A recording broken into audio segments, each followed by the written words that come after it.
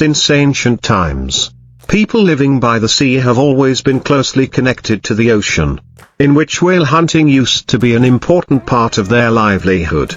People living in coastal areas had to prepare carefully before going to sea. From building sturdy boats, forging sharp spears to training a strong and skilled crew, each hunting trip often lasted for many days, even weeks. As the fleet of boats cut through the waves to look for signs of whales, sailors carefully observed the water surface to recognize the high water column, a familiar sign of the giant under the ocean. When discovered, the whole crew had to coordinate rhythmically, rowing close to the animal with high concentration. When the boat was close enough, the hunters used their spears strongly, the spears deeply embedded in the thick skin. Whales often struggled violently, creating large waves that rocked the boat, requiring the crew to be calm and skillful in controlling.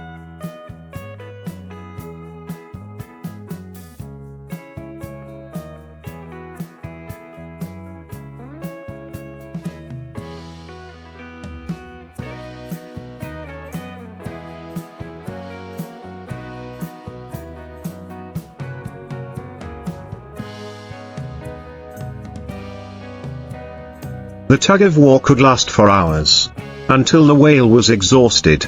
At that time, the boats used ropes to anchor the whale carcass, then gradually pulled it towards the main ship. That image both carried danger and reflected the courage of those who stayed at sea, when they dared to face the giant creature in the middle of the vast ocean. When the whale was brought to the dock, the butchering process began. This is a step that requires strength, patience and high skills. The men used large knives to make long cuts along the body of the whale. The thick layer of fat was separated into large pieces. This amount of fat was melted to get oil, a precious material used for lighting, making soap or lubricating machines in ancient times. The whale meat was cut and divided into parts, which could be dried, salted or cooked immediately. The giant skeleton was sometimes kept to make frames, decorations.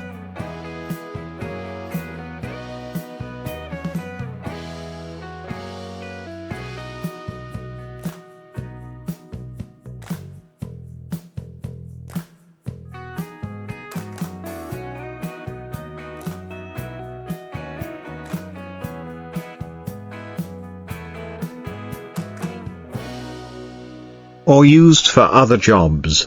Almost no part of the whale was wasted, because each part brought practical benefits.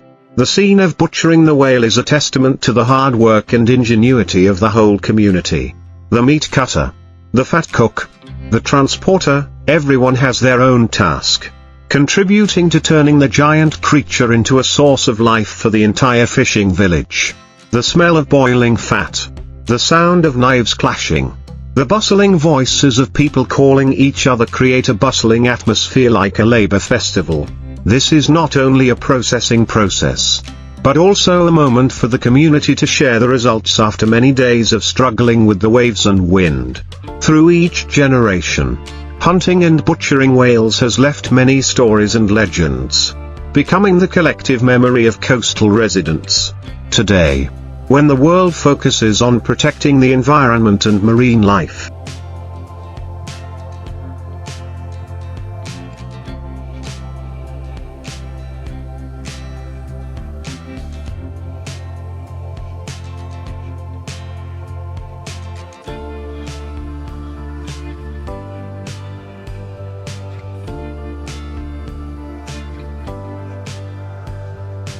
that image gradually only remains in memory and history books.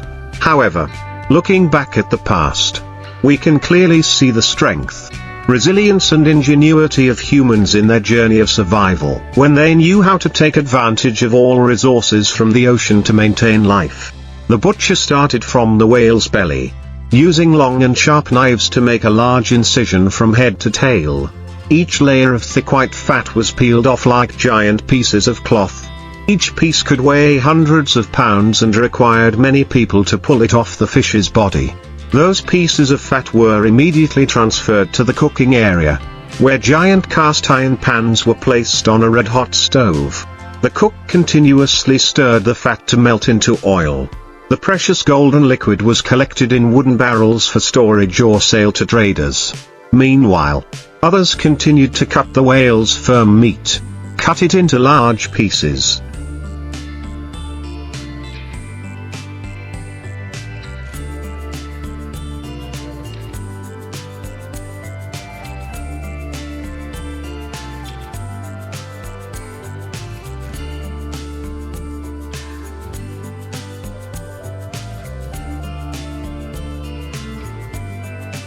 Then salted it in jars or dried it in the sun for long-term preservation.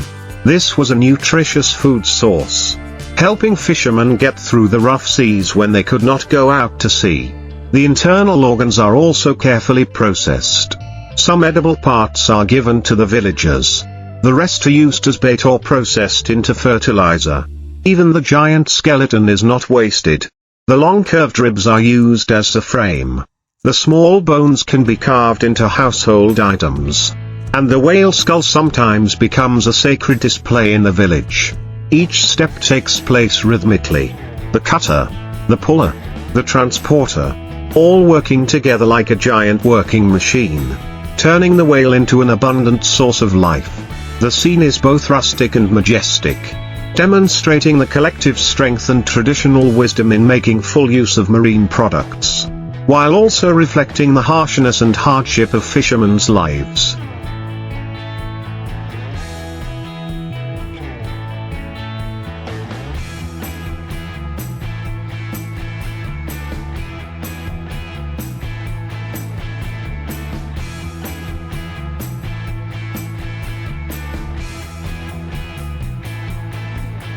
When every drop of oil, every piece of meat is the result of sweat and danger in the middle of the ocean when the whale was finished, the whole fishing village seemed to be entering a special festival. The bustling atmosphere echoed from the harbor to every roof. The meat was divided equally among each family. The elders in the village were responsible for distributing it to ensure fairness. Everyone had a share to take home. From the bright red meat to the fatty white fat, children followed their parents, both curious and excited. They ran around the large piles of meat, inhaling the rich aroma emanating from the boiling pots of fat.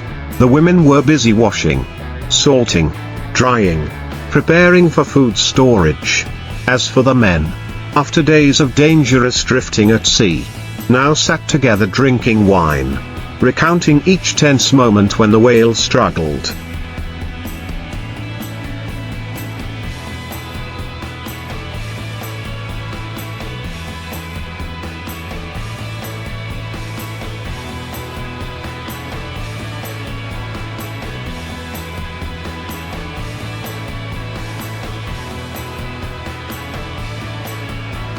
When the boat seemed to be capsized by its enormous strength, interspersed among daily activities are spiritual rituals.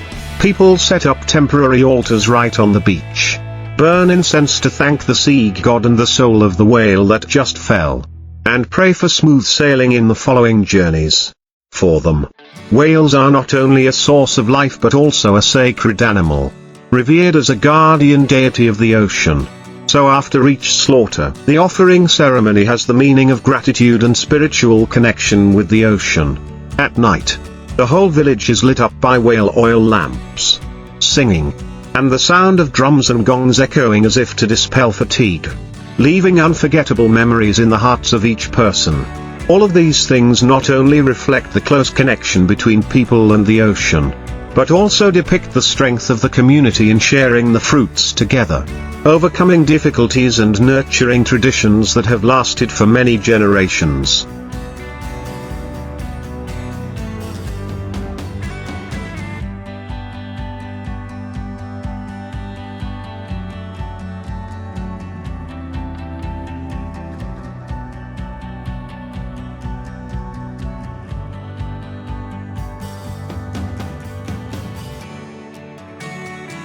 Over many generations, hunting and butchering whales has not only been a livelihood activity but also become a deep memory in the cultural life of coastal residents. It is associated with oral stories, songs, and legends told and retold by firelight at night, so that future generations can understand how brave their ancestors were when facing the vast ocean and giant creatures. Each whale brought to shore is not simply a trophy but also a symbol of luck and solidarity. When the whole community works together and shares the fruits, coastal villages are thus more closely connected. Each person feels like an important link in the great chain of work. Gradually, this custom was also integrated with the whale worship in many regions, where whales are considered benefactors who save fishermen when they encounter storms. Therefore, the whale festival today in many places not only commemorates but also recreates part of the old festival atmosphere.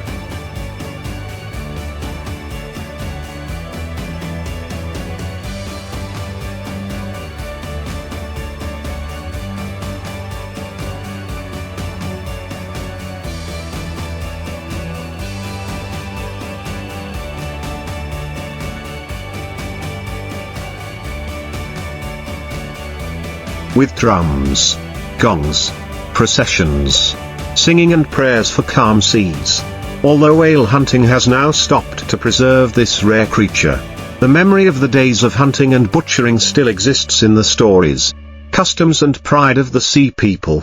As a testament to the resilience, intelligence and strong vitality of humans when attached to the ocean. Looking back at the whole process from the time of going to sea until the whale is butchered, we clearly see that this is not simply a seafood catching job but also a vivid proof of the close relationship between humans and the ocean. The sea provides a source of life, but also poses countless challenges, requiring people to have courage, ingenuity and solidarity to survive. Whales, with their enormous size and extraordinary strength, are both a symbol of the majesty of nature and a precious resource that helps sustain the life of the entire fishing community.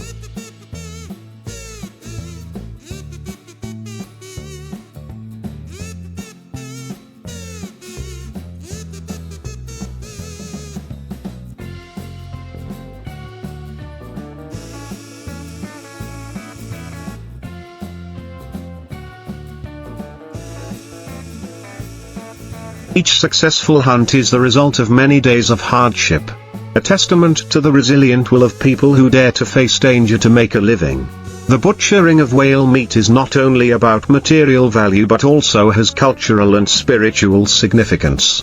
When each piece of meat, each drop of oil is associated with livelihood, rituals and spiritual beliefs, the custom of sharing equally among all households reflects the spirit of mutual love, while the whale worship ceremony is a gratitude to the ocean and the soul of the fallen creature, thereby expressing the profound concept that humans cannot be separated from nature but must always respect and harmonize with it.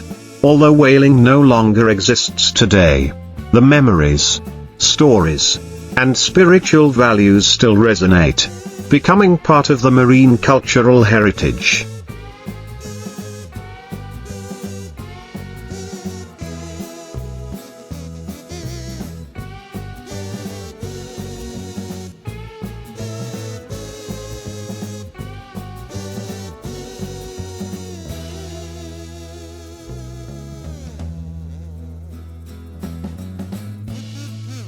Becoming an important part of the marine cultural heritage, reminding people of the close relationship with the ocean and the lesson of appreciating and being in harmony with nature. Whale hunting and butchering were once a way of making a living, as well as a cultural and religious symbol for coastal people.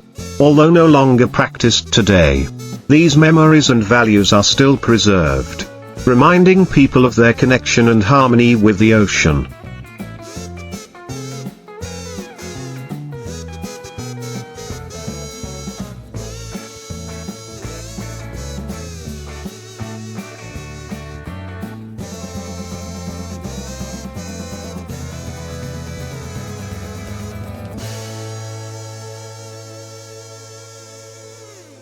In the vast seas where sharks often appear, fishermen have used the longline fishing method to exploit this fierce fish.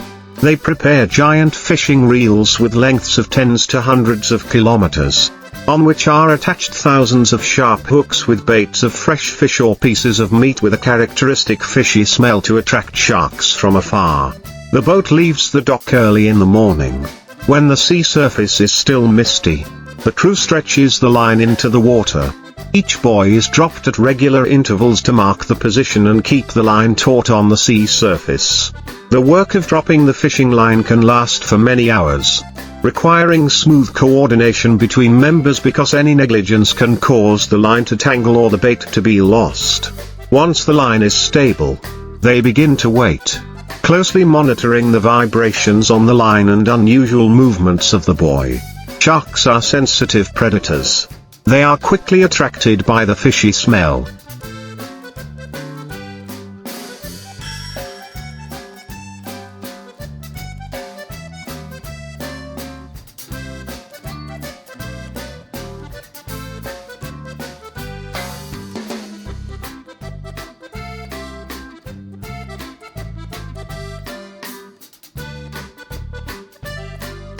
Rush to bite the bait and get caught on the hook.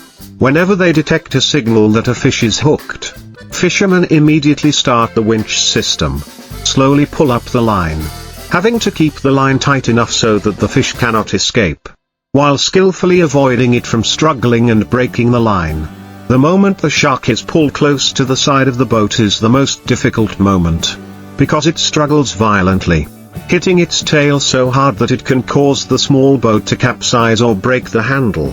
Experienced fishermen often use large iron hooks to hold the shark tightly, then pull it all the way up to the deck amid tense cheers. Some sharks are so big and heavy that they may need a crane or electric winch to float them up. Once the shark is on the deck, the butchering is done right there. The worker holds a large knife to cut open the belly from the part below the gills all the way to the tail. Fresh blood spills out and turns the deck red.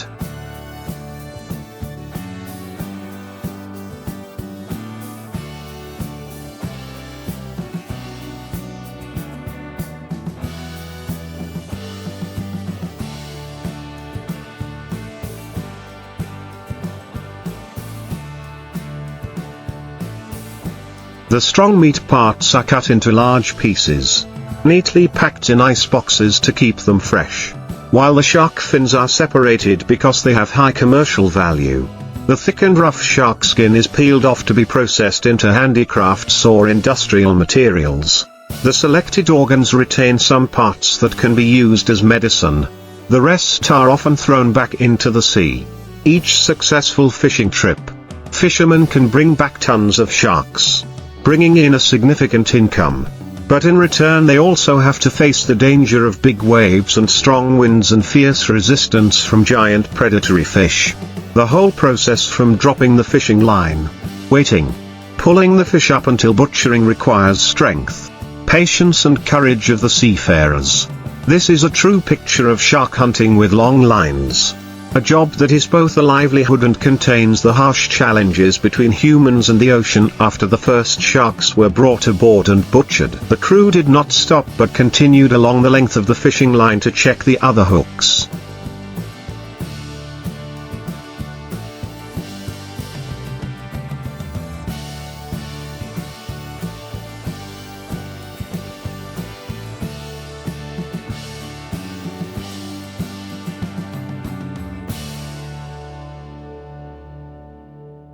Along the way, each buoy was pulled up.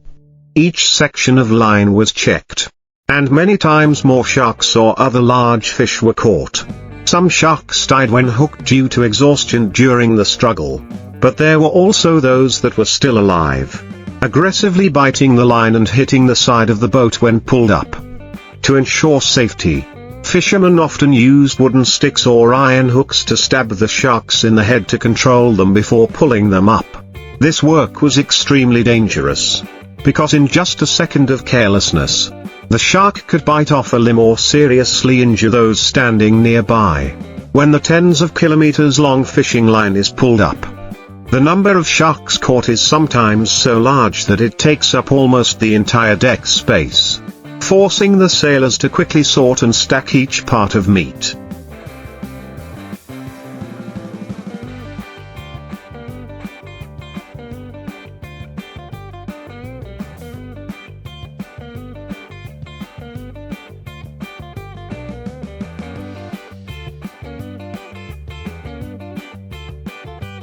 fins, skin and organs into prepared containers.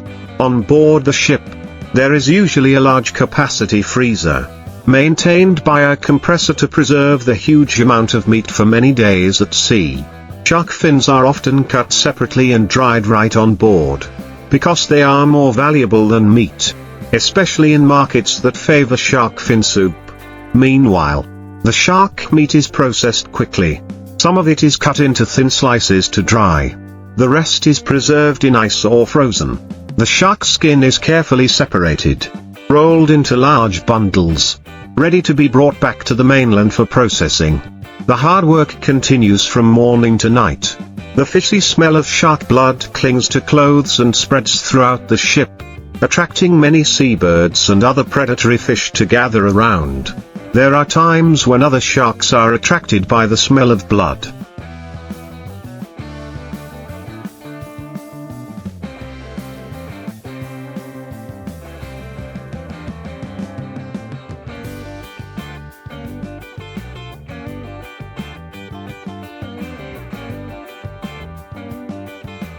They swim right under the ship's side, making the scene more fierce and dangerous.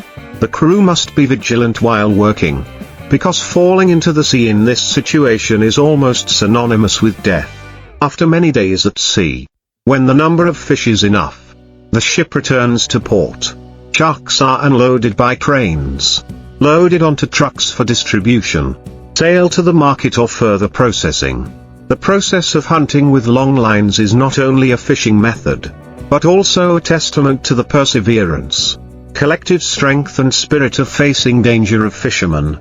However, this profession is also controversial, because the overexploitation of sharks is greatly affecting the marine ecosystem.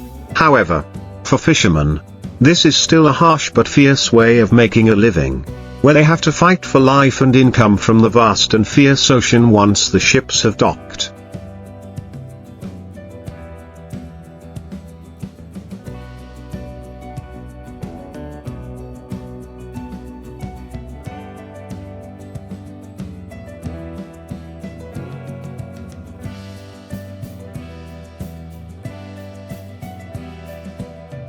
The entire shark catch is taken to processing areas or large fish markets, where traders and factories are waiting to buy. Large sharks weighing hundreds of kilograms are placed on scales, sorted by size, meat quality and commercial value. Shark fins are almost always the first to be fought over by traders who specialize in trading to distant markets, while the meat is transferred to freezing factories, where workers continue to cut them into small pieces, cleaned and vacuum-packed. Shark skin is sold to tanneries to be made into high-end products such as shoes, wallets, belts. Some shark organs have medicinal or industrial value and are also fully utilized. This whole process takes place in a bustling noise, when the strong fishy smell mixes with the hot air of the harbor, creating a typical scene of a bumper day. For fishermen, this is the time when they receive their hard work after many days at sea.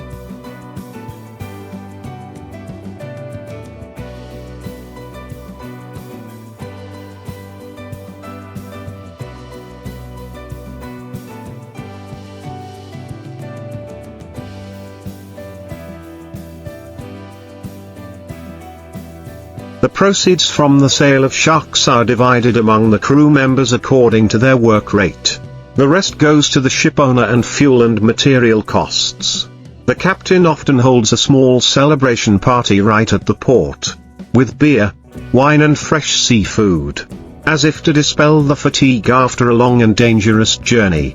However, behind that joy are the indelible marks of the seafaring profession: calloused hands bleeding from fishing lines, bruises from sharks struggling and hitting each other, or prolonged bouts of seasickness that cause many people to collapse on deck. The life of fishermen is always associated with uncertainty. There are big fishing trips, but there are also times when they go out to sea for many days and only bring back very few sharks, or even empty-handed. However, they continue, because it is the profession that has supported their families for generations.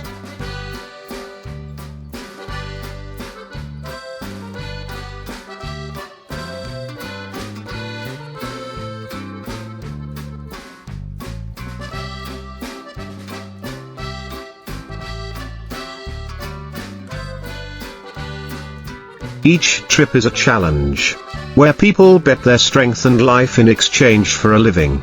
And the image of ships full of sharks docking at the port is still a clear testament to the harsh relationship between humans and the ocean, where life and death are only a hair's breadth apart but create the resilient spirit of sea hunters. After long trips, the experience of hunting sharks with long fishing lines is passed down by fishermen to the next generation as part of the sea profession.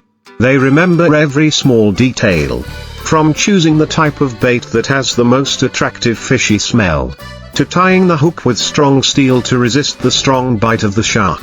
Veteran sailors often recount that, to hunt large sharks, one must calculate the current, wind direction, water depth and seasonal hunting habits of this species.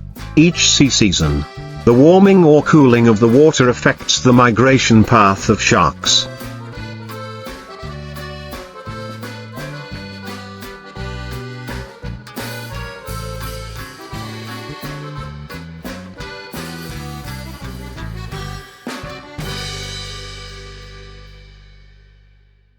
And that is when the captain decides where to drop the line to have the best chance.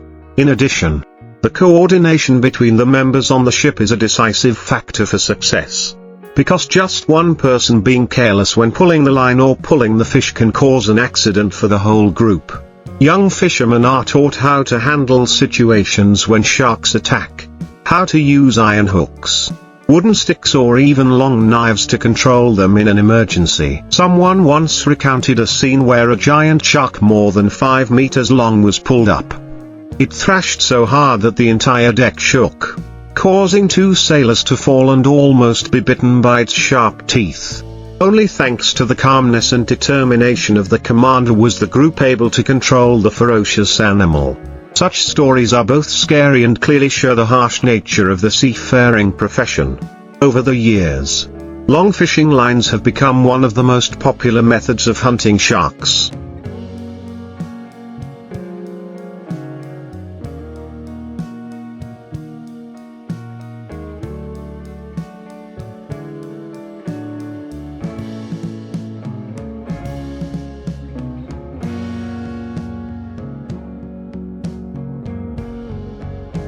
Because they can be spread over a large area and operate almost continuously, without requiring close monitoring like hand fishing. However, this method also entails heated debates about the impact on the marine environment. Many other fish species, even sea turtles, dolphins, swordfish, etc., are accidentally caught on the hook, causing considerable ecological damage. However, for coastal fishermen, making a living is still the top priority, and they can only choose the only path, to stick to the sea, continuing their traditional profession despite the dangers and criticism. Deep in their hearts, shark hunting is not only a job, but also a testament to the strength, courage and ability of humans to control the sea through many generations, also from the profession of hunting sharks with long lines.